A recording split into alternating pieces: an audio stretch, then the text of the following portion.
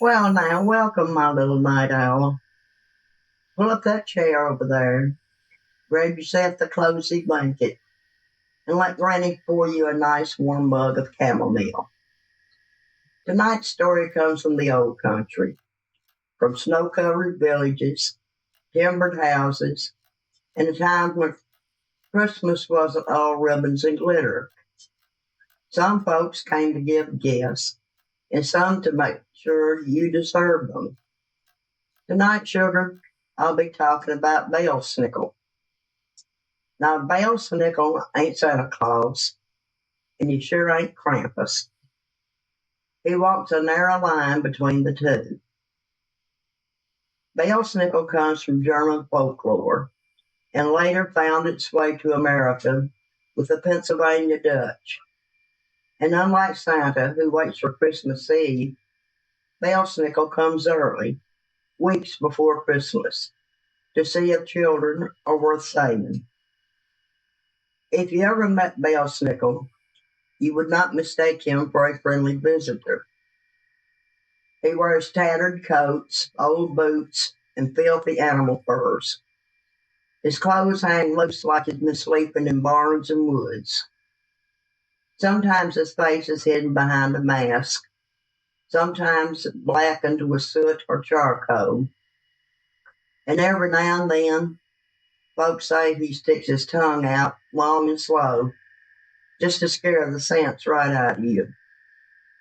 In one hand, a walking stick or a birch switch.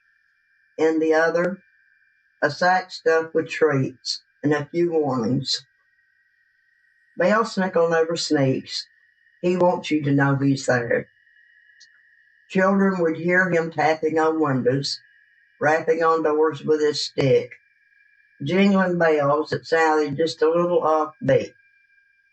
Parents would hush the house. Children would freeze where they stood. Because once Belsnickel stepped inside, there was no hiding from the truth. He'd look each child up and down, slow, quiet, judging. Then he'd ask questions. Have you obeyed your parents? Have you been greedy? Have you told lies? Have you shared even when you didn't want to? Sometimes he'd ask for a prayer or a poem, or just the courage to answer him straight. Belsnickel had a way of knowing when a child was fibbing. Now, if you'd been good, truly good, Belsnickel would smile just a little. He'd reach into his sack and toss out a few small treats. Nuts, apples, cookies, candies. Sometimes he'd scatter them right on the floor and watch to see how the children grabbed for them. Polite children waited.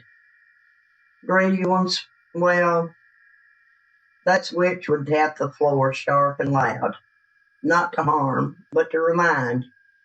And sometimes naughty children found a lump of coal or stones instead of sweets.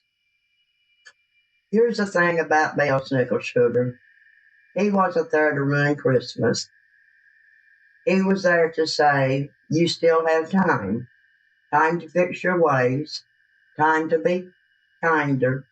Time to listen to your parents. Because once Christmas Eve arrived, judgment passed to St. Nicholas alone. These days, folks have gentled Belsnickel up some. The switch makes more noise. The masks are playful. The fears mostly pretend.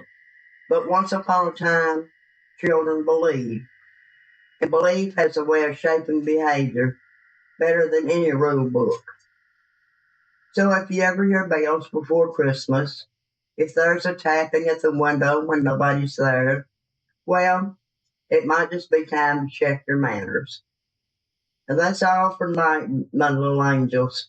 Sleep warm, behave kindly, and remember, not everyone who comes before Christmas brings cheer.